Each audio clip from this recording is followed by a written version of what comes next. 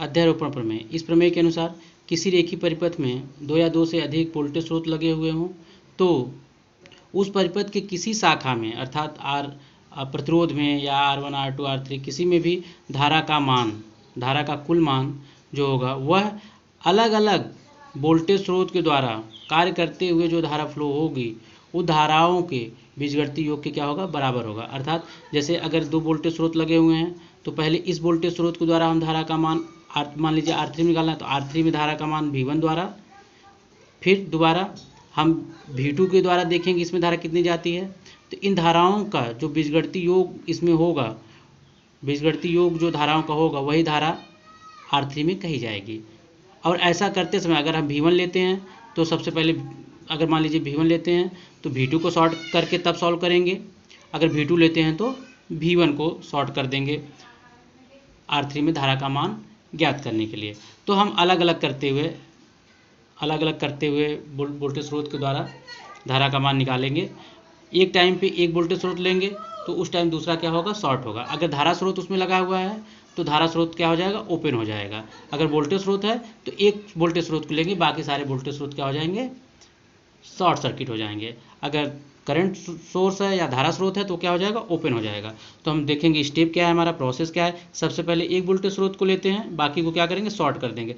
देखिए हमने पहले ये सर्किट लिया है तो इसमें V1 के द्वारा हम इसमें धारा निकाल रहे हैं तो V2 को शॉर्ट कर दिया। अब दूसरे स्टेप में क्या किए हैं, V2 के द्वारा धारा इसमें निकाल रहे हैं R3 में तो V1 को शॉर्ट कर दिया है। यदि परिपथ में धारा स्रोत भी लगा हुआ है तो उसको क्या करेंगे, ओपन कर देंगे। यही हमारा क्या है, अध्यारोपण प्रमेय। अर्थात इसको हम कैसे लिख सकते हैं कि किसी रेखीय परिपथ में दो या दो से अधिक वोल्टेज स्रोत लगे हुए हैं और उस परिपथ के किसी शाखा में धारा का कुल मान ज्ञात करना है तो अकेले कार्य करते हुए या अलग अलग कार्य करते हुए वोल्टेज स्रोत के द्वारा उस शाखा में प्रवाहित धाराओं का बीजगणितीय योग ही उस शाखा में धारा का मान होगा। ठीक है, ऐसा करते समय हम एक वोल्टेज स्रोत को लेते हैं, बाकी वोल्टेज स्रोत को शॉर्ट कर देते हैं। ठीक है, अगर धारा स्रोत है तो उसको ओपन कर देंगे, फिर इसको जब इसके द्वारा निकाल लेंगे फिर दूसरे के द्वारा निकालेंगे तो इसको हम पहले वाले को क्या करेंगे, शॉर्ट कर देंगे। एक टाइम पे एक लेंगे, बाकी को शॉर्ट कर देंगे। अगर वोल्टेज स्रोत है, धारा स्रोत है तो ओपन कर देंगे। आइए एग्जाम्पल देखते हैं। हम एग्जाम्पल देखते हैं। मान लीजिए यही फिगर है जिस फिगर को लेकर हम समझाए हैं। मान लीजिए V1 है, V2 है, R3 में धारा का मान ज्ञात करना है। तो पहले हम क्या करते हैं, V2 को क्या करेंगे, शॉर्ट कर देंगे। यहाँ देखिए V2 क्या है, शॉर्ट है तो V2 बराबर क्या हो जाएगा, V2 0। तो V1 के द्वारा हम क्या करेंगे, R3 में धारा का मान निकालेंगे। ऐसा करने के लिए सबसे पहले हमें क्या चाहिए कि इस V1 के द्वारा कितनी धारा पूरे सर्किट पर वोल्टेज स्रोत से कितनी धारा निकल रही है, पहले वो निकालेंगे। फिर इसके द्वारा यहाँ देखिए दो भागों में धारा डिवीजन होगा तो यहाँ पे धारा डिवीजन रूल लगाएंगे, फिर हम इसमें धारा निकालेंगे। तो पहले टोटल प्रतिरोध निकालेंगे R। टोटल प्रतिरोध R निकालने के लिए हम देखेंगे धारा इधर से फ्लो होगा तो ये और ये क्या हो जाएंगे, समांतर में हो जाएंगे, और ये दोनों समांतर में होके फिर इसके साथ क्या होंगे, सीरीज में। टोटल धारा क्या हो जाएगी, R2 समांतर R3 समांतर R3 प्लस R1, ये टोटल धारा हो गया। तो टोटल धारा क्या होगा, जो कि V1 से निकलेगा, V1 के द्वारा जो V1 स्रोत द्वारा जो प्रदान की जाएगी। मान लीजिए I1 है तो I1 बराबर क्या हो जाएगा, V1 बटे R, टोटल प्रतिरोध R।